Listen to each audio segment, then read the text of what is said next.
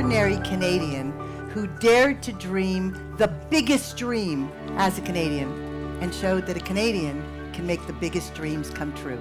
Please formally welcome Commander Chris Hadfield. Thank you so much. That's really gracious of you. Thank you very much.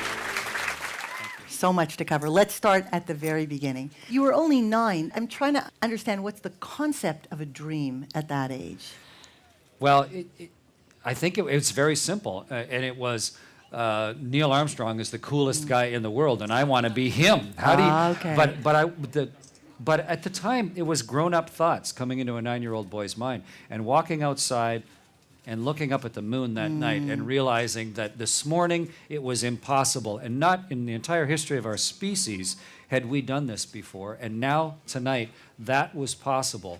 So it was hugely enabling for me as a kid to not feel like an idiot for saying, when I grow up, I want to be Neil Armstrong. I want to fly in space, because he had just made something impossible into a reality. And so I resolved that night, when I grow up, I'm going to be an astronaut. It was early in the book. You walk us through the moment that 5,211, I might have the number off by 1 or 2, but over 5,000 people were identified as potentially candidates to become selected for the astronaut program. Walk us through those series of stages and what you were feeling when you were first selected and what that was like. There was an ad in the newspapers, coast to coast across Canada. It was in late January of 1992, and it said, "Wanted astronauts," because there was no internet, nothing like that. So they actually put a want ad in the newspapers. And it said you had to be a Canadian citizen, you had to be in good health, and you had to have a university degree. And I sent in my application, and I wanted to drive to Ottawa and hand my application to someone. I wanted to make sure that it didn't get lost in the mail, but handed that in. And then they called back and said, "Hey, yeah, we'd like to get more information of you. You made it to the 500 level." So I made it to the 120 level, and then I had an interview, and then they called us a few weeks later down to 50 people, and then we did a full panel interview. And then we went back home and waited, and then they called and brought it down to 20 people for a week in Ottawa. And a week of medicals and interviews and a press conference and coordination tests and all sorts of stuff, and an hour-long interview with a panel, and all 20 of us trying to look casually magnificent, like the obvious choice. But we didn't even know how many astronauts they were going to choose, nor what they were really looking for. It hadn't really been clearly said. So we were just all doing our very best. And then we went home.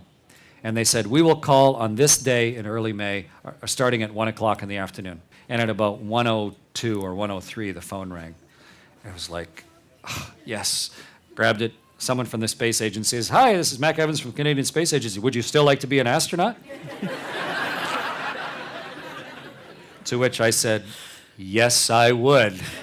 Yes, I would very much like to. But there's a very extraordinary set of passages in the book about the first time you go up the elevator cab to that first flight. Some things that you've dreamed about your whole life, you don't know what they're going to really be like, something you've anticipated for a long time. So when the day arrives, you're still thinking, yeah, we're going to space today, but you're kind of keeping the little boy in check that's running around going, wee, inside you.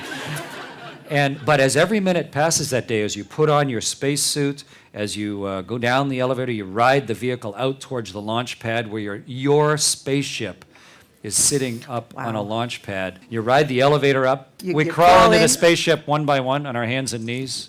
You get up into your seat. At about 30 seconds before launch, the vehicle started to really come alive, where it was self-contained, where the ground wasn't powering it anymore. And then 6 seconds before launch, the engines start to light.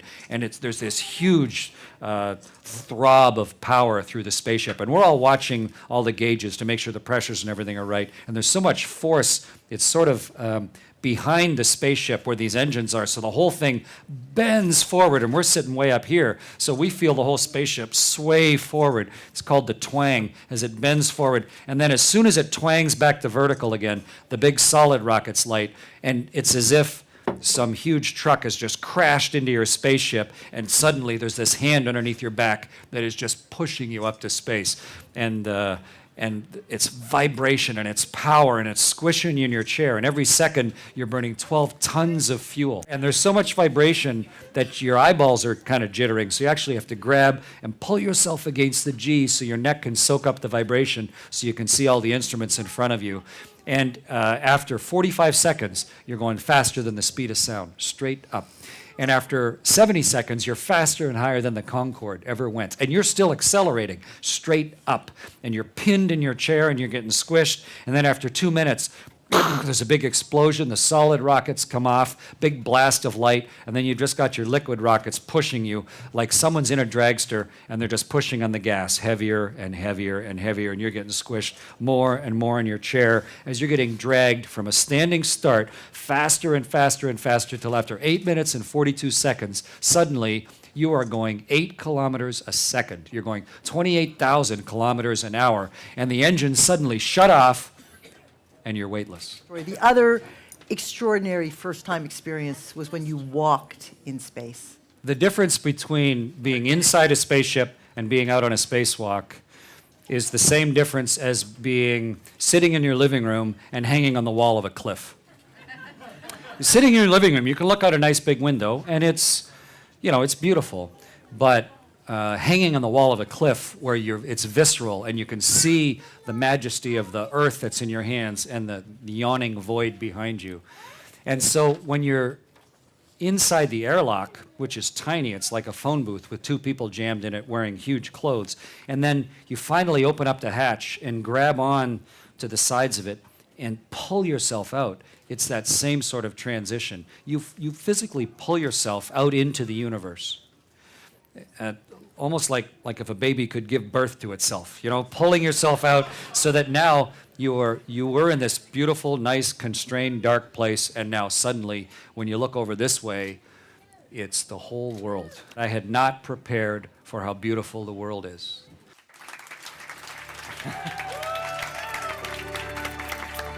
Chris, Thank you so much. It has been an absolute pleasure to have you. Truly an honor to be sitting here with you. Thank you so much. Thank you very much. Thanks so much. It's delightful to talk to you.